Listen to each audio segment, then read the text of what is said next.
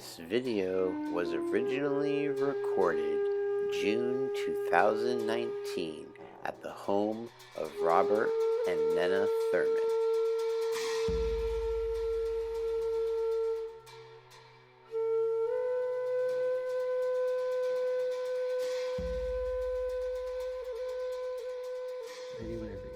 Okay. Greetings, everyone. I'm very happy to speak to you all today as we are on the cusp of Saka Dawa in Tibetan, or Vaishaka, or Vesak, as people call it, which is the full moon of the fourth lunar month. And this year, the full moon of the fourth lunar month comes out actually on the fifth lunar month, because we're in I don't know what you call it, in the lunar calendar, every 3 or 4 years, there is an extra month. And in this year, it was the first month. And that's because the lunar calendar is a few days shorter than the solar calendar.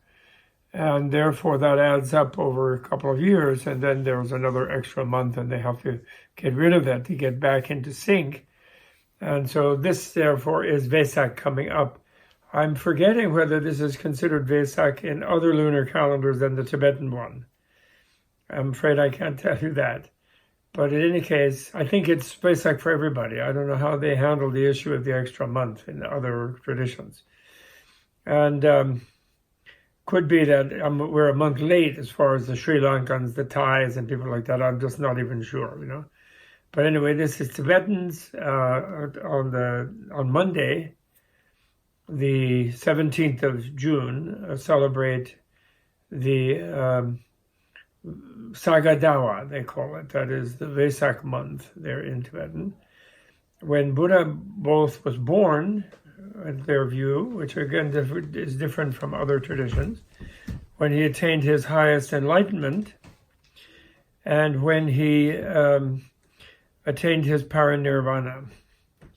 All three of those events occurred on this full moon, when the moon was full in the astrological sign of Vaishaka. And it's really, many Tibetan Buddhists will be vegetarian for 2 weeks leading up to that during the waxing moon, and or try to be more vegetarian, and try not to drink too much, and try to be say some prayers, do their sadhanas, whatever it may be. It's sort of a special time. And the full moon is really quite a marvelous feeling, and particularly when it coincides with all of the world's Buddhas, which are said to be something like 500 or 600 million usually, but I think it's really artificial, because the major number of Buddhists in China who can't openly be Buddhist is huge. In a way, China, except for the Muslims and the Christians, which could not ever have numbered in China more than 150 million between them, although probably they will grow more in a future date when Communist Party has decided it wants to tolerate all religions and go back to the ancient imperial Chinese way of doing that, which I hope will be sooner rather than later. Then they will probably increase. But still, the majority of the Chinese traditionally are Confucian in the office, Taoist in retirement and for weddings and birth ceremonies, and Buddhist for funerals and for meditation and for, sort of transcendent matters, anti-weddings, you might say, monastic matters. And so Buddhism, really almost all the Chinese were in some sense part Buddhism, part Buddhist. And a lot of the art of China is Buddhist inspiration of different kinds. There are different schools, Tian Tai, Lotus Sutra School, Huayan, Avatamsaka Sutra School, Zen, which really is the sutra-less school, but the sutra-less sutra is Parinirvana Sutra. And then Pure Land, the Amitofo, the Western paradise of Sukhavati, the wish to be reborn in the Pure Land. So those are kind of the four main schools, and there were other divisions as well.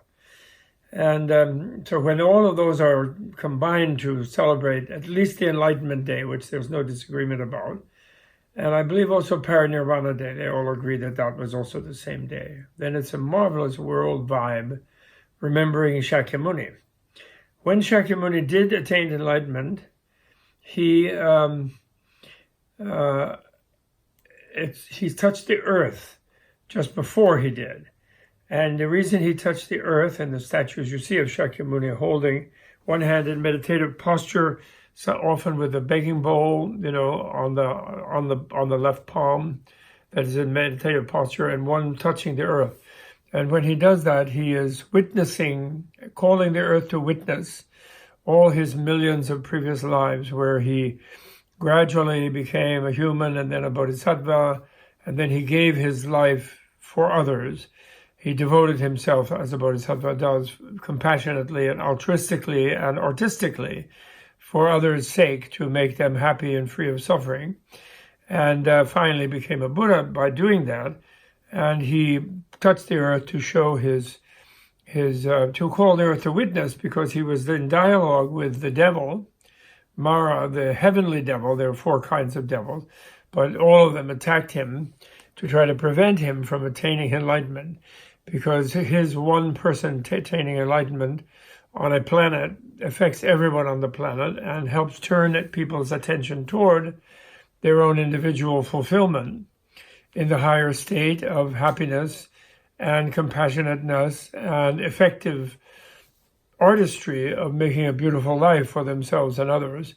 When one person attains enlightenment, it reverberates through morphic resonance throughout the planet, and everyone makes one incremental step in that direction. Everyone, in a way, doesn't necessarily automatically aware. In a way, because the one who becomes enlightened becomes aware that all of them already are present in the field of enlightenment, even though they don't know that, and therefore they don't enjoy it as they could. And because of that awareness, which sort of merges with them in a certain way, their subliminal feeling of being close to a positive possibility is intensified within them. And the ones who are more self-centered and more frightened of connection and more walled off from the vibes of other beings, they are more negative, and they're unhappier, so they're nastier to others, and therefore they feel that much less. But those who are more friendly and loving and open and so forth, and are acknowledging of their connectedness with things to whatever degree they are, then they feel that vibe more, and then it has a more powerful effect on them. So that happened, around, well, the Tibetans say more like almost 3,000 years ago, like 2,800 years ago. The Sri Lankans say 2550, something like that. And I think the Westerners more or less adopt the Sri Lankan one. But it's not really clear exactly when the Buddha did live, actually. Some Westerners try to always push it later and later, because they recognize how very similar Buddhism and Christianity are, and they're a little upset by Buddha's priority in the sort of wisdom and love and compassion line over Jesus, Not that there's really any difference between them as great leaders and teachers, but there was a big difference in their social setting. Buddha was not crucified. There might have been those who would like to crucify him. He actually had a half-brother who kept trying to do him in some way or another, who had been competing with him as a layman for the crown princehood and failed. And then when Buddha became an ascetic, a monk, and a great teacher, he tried to rival him in that place, and he himself became a magician and a powerful, because he was a very powerful person. Devadatta is his name. And so that story is like that. Anyway, we're celebrating Vesak today in the full moon. And so we should remember, so he, his last child, he was attacked by Mara, the devil. And then he was who tried to seduce him with lust by sending his girls from the heavenly plane, goddesses, and then sending fierce armies and horrible ogres and trolls and giants, really awful, like something out of Lord of the Rings, like the troll army, the evil one, the nameless one.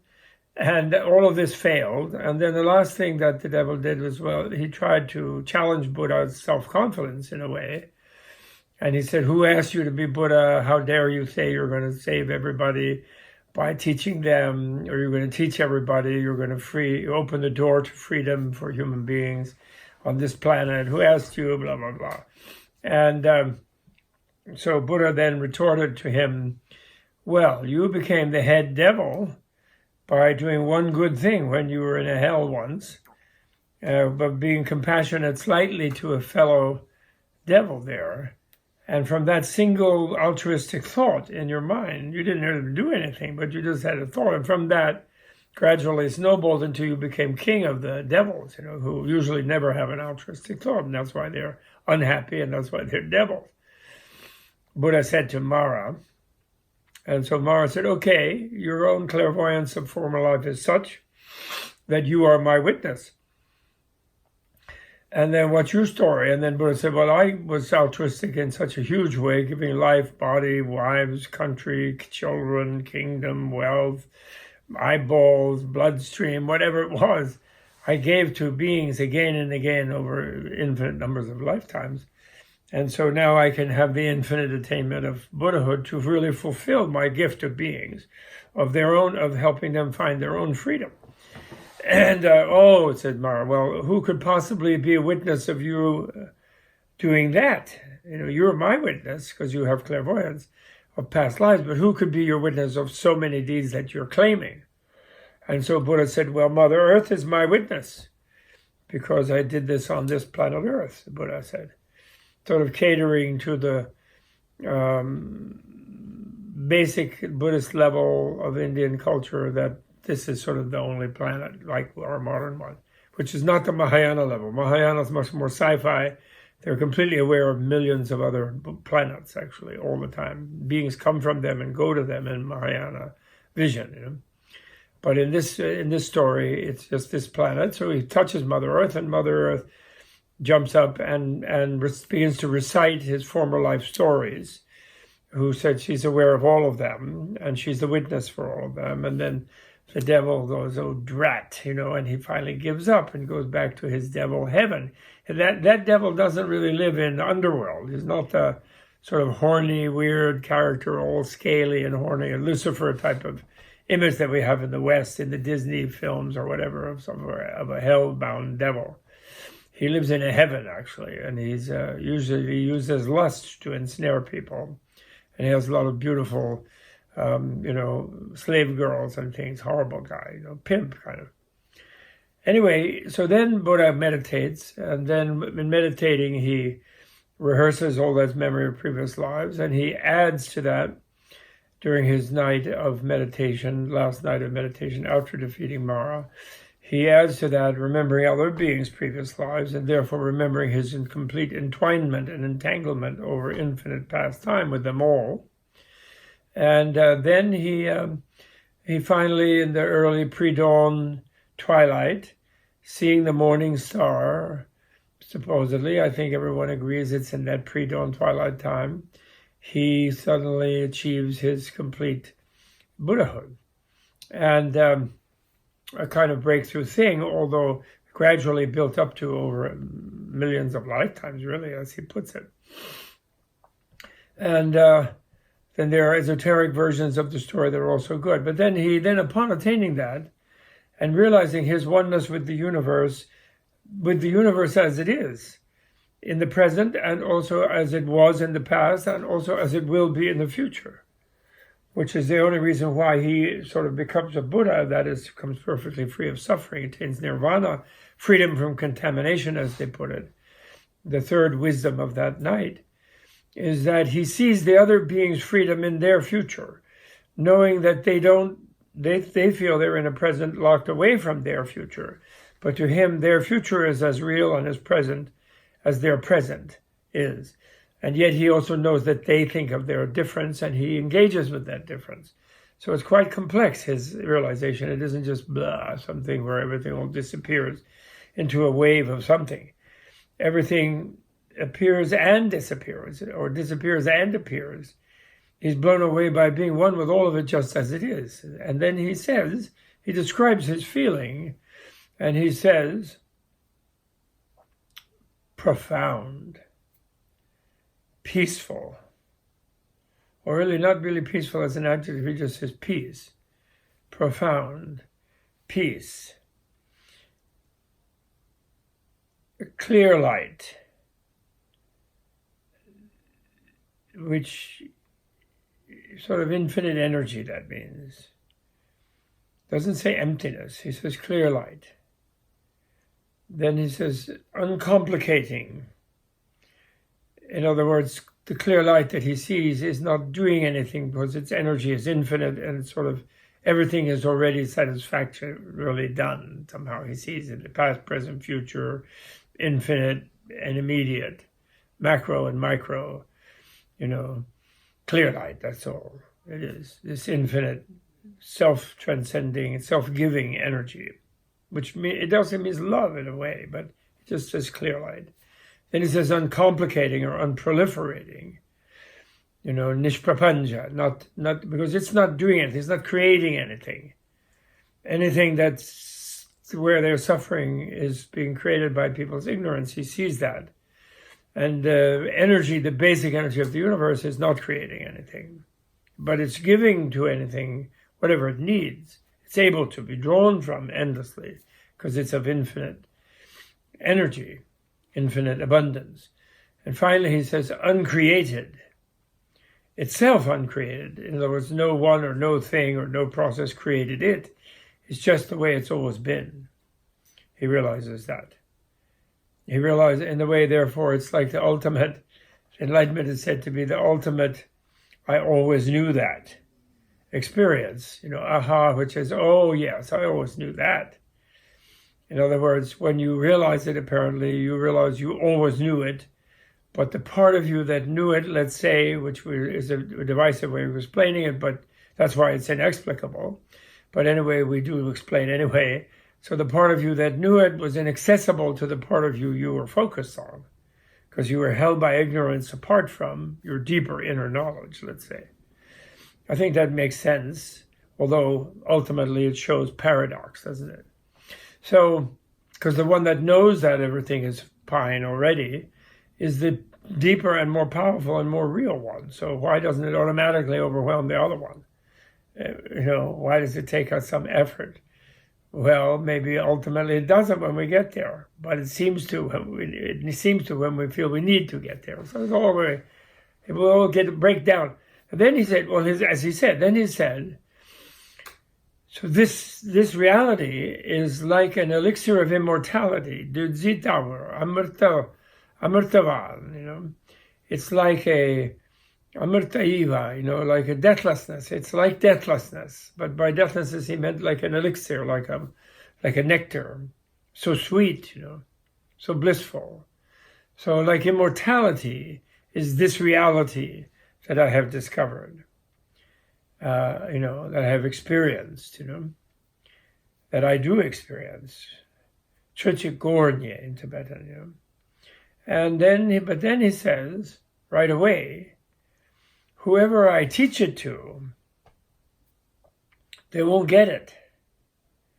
So better I don't say anything about it and just stay by myself in the forest, in nature, just hang out quietly, all alone in nature.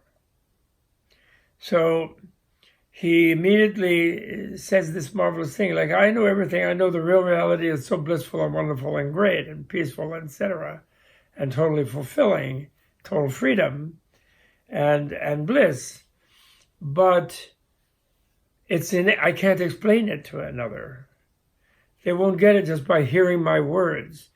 It doesn't mean that he's not going to, actually. He ends up, of course, teaching for 46 years in that lifetime. And in a way, he's still teaching because he's still here, everywhere even, more than just a being somewhere in a body in a country somewhere far away. In the past, and in some other location geographically, he's temporally and geographically, he's here because his parinirvana, his total nirvana, meant he became everything more overtly by not being located particularly in a particular body exclusively, as it seemed in his Buddha life, So, but him saying that no one will get it. And the word he uses, goram induve, they won't get it in the sense of just from hearing what I say, whatever I teach, they won't get it. Because it cannot be expressed in words, this amazing reality of everything being perfect and yet appearing not to be, to being scripted by ignorance, by misknowing. So that's what we celebrate, someone coming to that. And to him, all time was present, actually. So in a way, his birth is right there also on the same. I think that's why I like the Tibetan tradition, I think coming from India, that the birth was the same day as the Enlightenment, as the Parinirvana, because in a way, all of those times are all of time, let's say. There is no length of time that's real, that's illusory, the length of time. And by manifesting in a body and withdrawing from that body are all the same, one reality, that he becomes an infinite manifestation of clear light, which is really marvelous. So then in the wonderful, I think the most graphic visualization in the exoteric literature of Buddhism which is truly astounding, and it swept India and blew away any cobweb, and in a way contributed to what sort of people can perceive, even when Buddhism seems to be gone from India, as it happened 900 years ago when it was kind of suppressed, unintentionally, almost accidentally suppressed by a bunch of newcomers to India, because it seemed to be so useless, its institutions and everything, and its monastics. And it blew away and contributed to that sense of India's timelessness that everybody notices, where they sort of don't bother with history. They're not so focused on getting from A to B, in a funny way. And there's this deep inner spirituality that India still manifests in spite of having been conquered by others for 1,000 years. Its spirituality almost absorbed them all, one by one. And I think the last absorption now, in a way, of the planet is occurring without us really being aware of it. We think we're fighting over it, and we're conquering it, or then different people want to conquer it. But meanwhile, it's already been conquered a long time ago. And inevitably, human beings are going to be forced to enjoy themselves and have a good time, which is all that the Buddha's teaching enables. That's what it's about. It's not about suffering. It's about the freedom he discovered and the bliss of that freedom. So, then in the when he was enlightened, in his first, then they say the Avatamsaka Sutra, the Buddha Garland Sutra. Remember, a garland is a woven thing of flowers. So here, the woven thing of flowers are all Buddhas. So it's called Buddha Garland Sutra. In the English translation that we have, thanks to the wonderful Thomas Cleary, is called the Flower Ornament Sutra, which is kind of Huayan. That's the Chinese short form, Huayan, which is the Chinese translation of the Indian, Avatamsaka, which means the kind of garland hanging down around the neck of a garland of flowers. So, but it's a Buddha garland, Buddha Avatamsaka, meaning that the flowers are made of Buddhas. So it's the holographic vision of the universe, which is the enlightened vision of the universe, where everything about the universe is contained like a hologram in every atom of the universe, and it's all clear light, really, and marvelous jewel net of Indra, all the great metaphors, the similes that they have about it, or in that, they come from that sutra. But according to that sutra, the 49 days that he spent all alone dwelling in the forest without teaching anybody, he was actually teaching everybody. He went into every level of the world, of the cosmos, from the hells to the Preta realms, to the animal kingdoms, to all the human kingdoms, to the 6 desire realm heavens, to the 16 or 17 pure matter or form realm heavens, and to all the zillions of deities in the disembodied immaterial or formless heavens.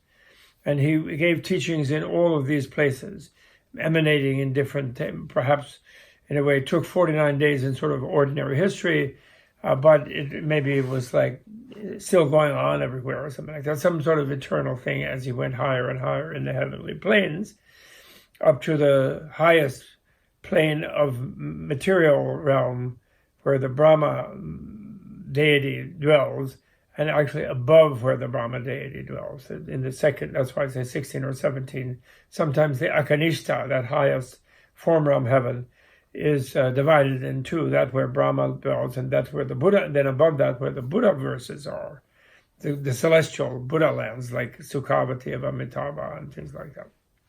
And so the Avatamsaka Sutra is just amazing. It all occurs in that, the first 2/3 of it at least occur by Buddha teaching in all these different heavenly planes, with bodhisattvas following him in all these different cosmic realms. It's really amazing cosmology of it.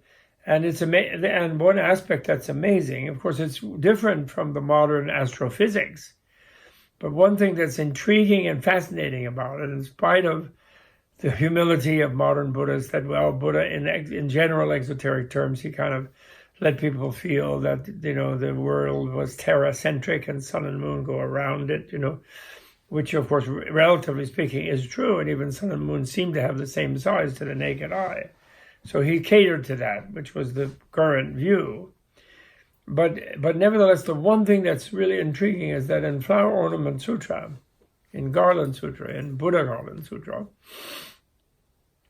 there are descriptions of different universes, which are like this kind of flower, that kind of flower, like a hedge, like a flat thing, like a dish.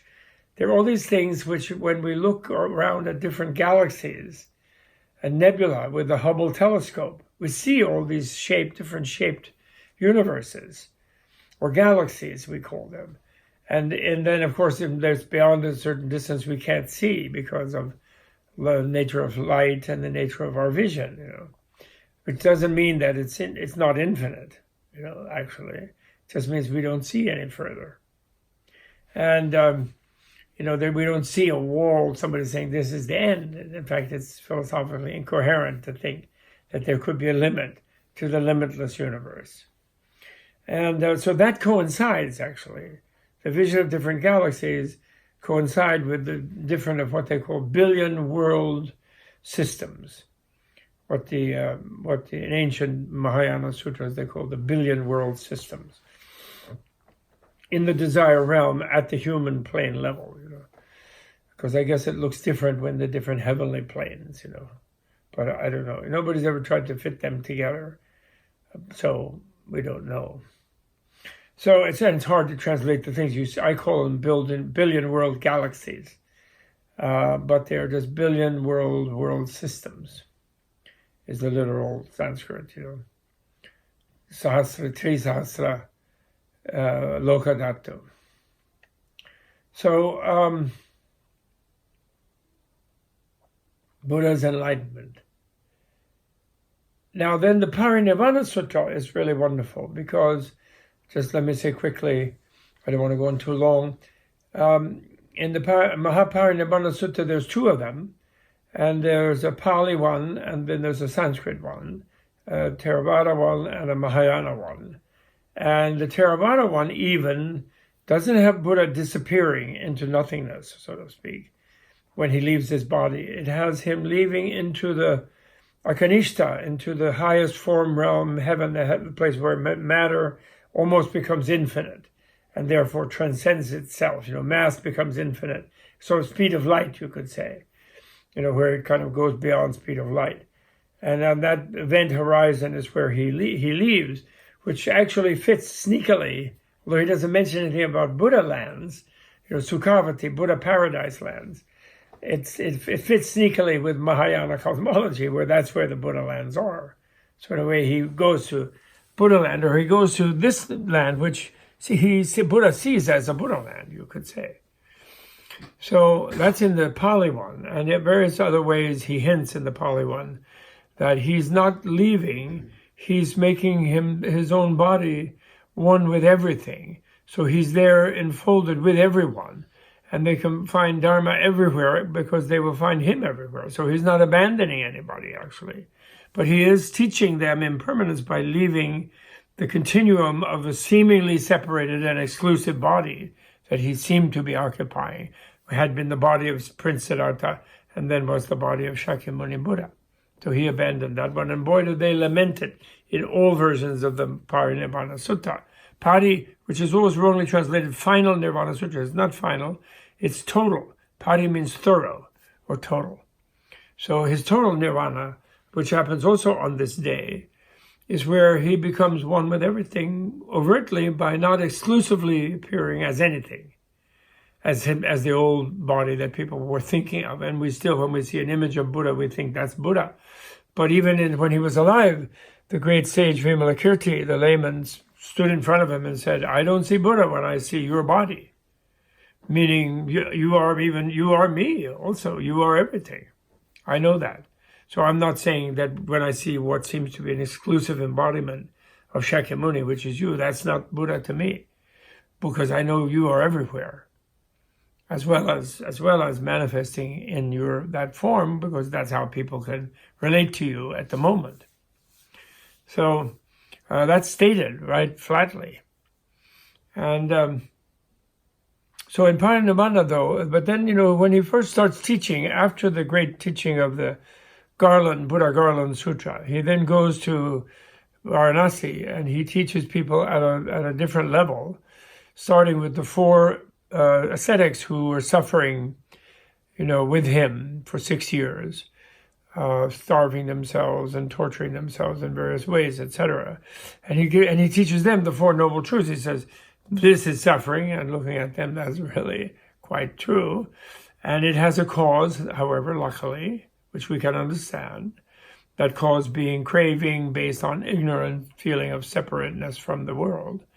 It has a cure, which is nirvana, where you blow away that ignorance by wisdom, and therefore cease that unsatisfactory craving, suffering of craving. And then there is a way to do that, an education system.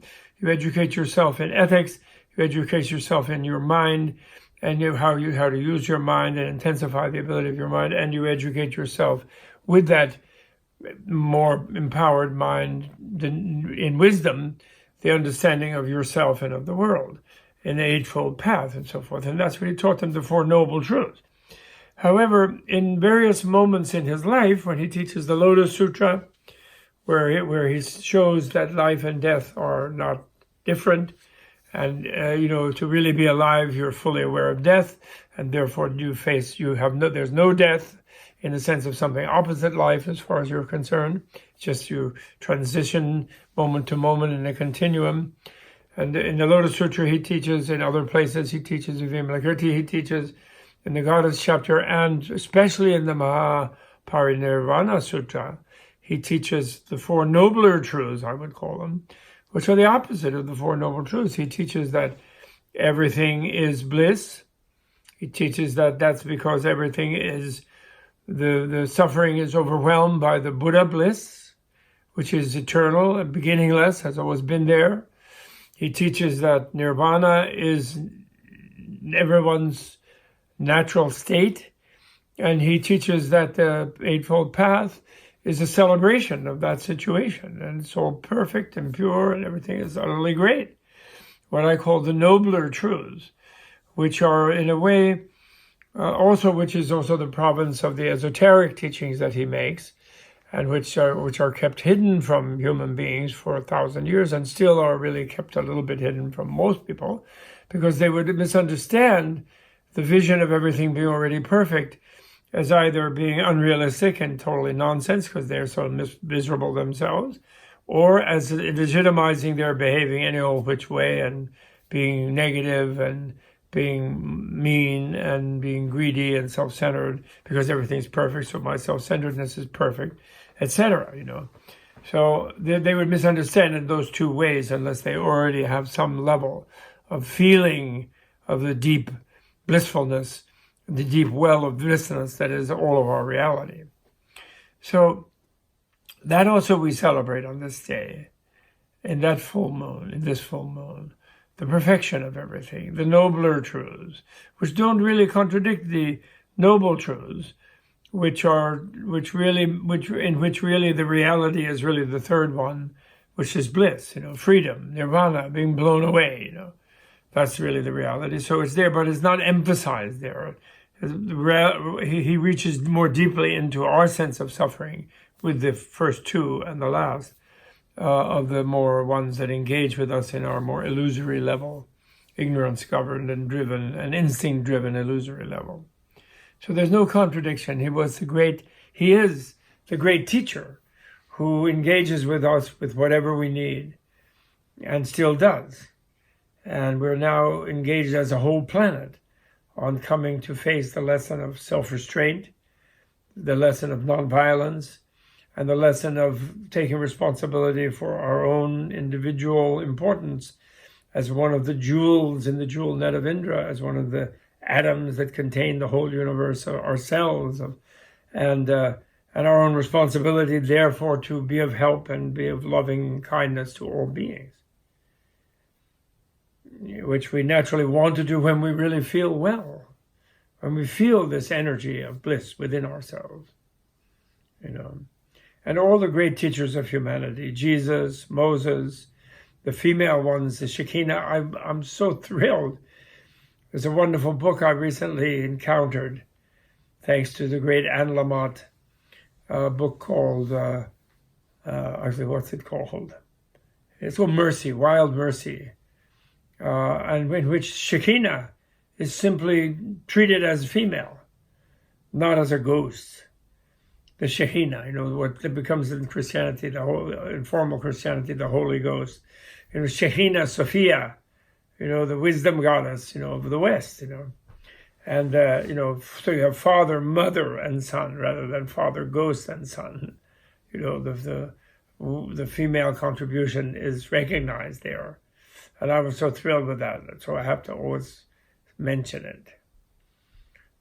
Because, the full moon day is the day when, the sun and moon are reflecting each other in a perfect way. So, and the moon actually, from the Buddhist point of view, and esoteric point of view, the moon is the male reflecting at his best possible way and sort of, compassionately muting the ferocious energy of the female, which is the sun, the white and the red, blood and semen, the male and female, rather than that the moon is the female, not at all.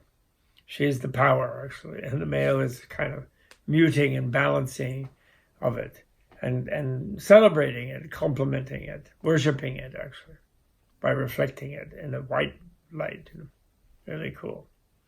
So, Mrs. Buddha, we have to remember, So Buddha, the esoteric form of the Buddha under the Bodhi tree is that he was so determined to attain enlightenment there, and he was realizing that he'd been going without everything, to giving everything away in a way, giving his life away.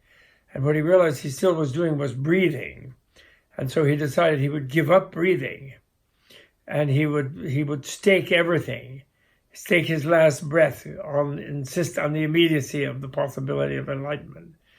But then what happened was, in the esoteric thing, he heard finger snaps in front of him, and he looked up, and there was the Shekinah, there was Sophia, there was the goddess of wisdom, there was the beautiful maiden and the earthy female woman of wisdom in front of him.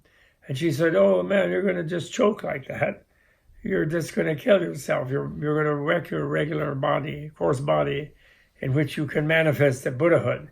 So that's bad, come with me. And then he left the body there in cataleptic trance, went with her in his subtle body to the Akanishta, where the Buddha lands and the Buddha mandalas are.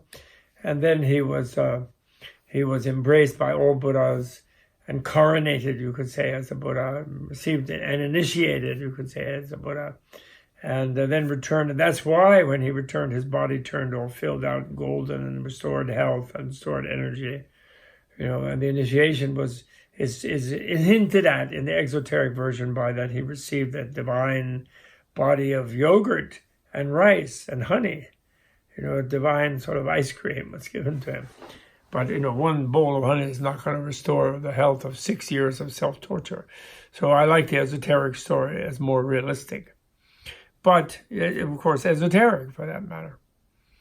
So the feminine, involvement in every great enlightened teacher's life is more or less visible, and highly visible, really, if we look for it. Instead of thinking of all the great teachers of humanity all having been males. That's just a property of the patriarchal traditions we've had for the last few thousand years, slowly unraveling till today. So, Namo Buddham Sharanam Gacchami, Namo Dhammam Sharanam Gacchami, Namo Sangham Sharanam Gacchami. Namo Buddham Sharanam Gacchami, Namo Dhammam Sharanam Gacchami, Namo Sangham Sharanam Gacchami, Namo Buddham Sharanam Gacchami, Namo Dhammam Sharanam Gacchami, Namo Sangham Sharanam Gacchami. So I take refuge in the reality of the truth of Nirvana. I take refuge in the great teacher who taught it, and I take refuge in the community of those who try to live realistically in tune with it and achieve themselves their own enlightenment and freedom and blissfulness and compassionateness. Okay? Doesn't mean when Buddha achieved that himself, he did not become a Buddhist, because there was no such thing. He just began his teaching process. That's all. And that's really what it is even today. So don't worry. You can take refuge in reality, confidently and happily, in the light of the full moon of the Vaishaka, with the comforting feeling that the benevolence, the blissfulness, the suitability, the adequacy of reality is the dominant nature of reality. And any sense of its inadequacy, of its hostility, of its uncomfortableness, of its imperfection, of its miserableness is more illusory, is our suffering, is more unreal, and therefore escapable from unreality to reality. Right? All the best. Happy Vaisakha.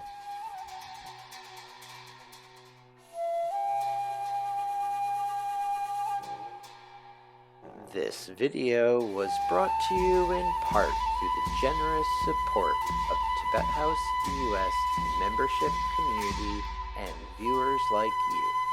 To learn more about the benefits of Tibet House membership, please visit tibethouse.us. Thanks for watching. Tashi Delek.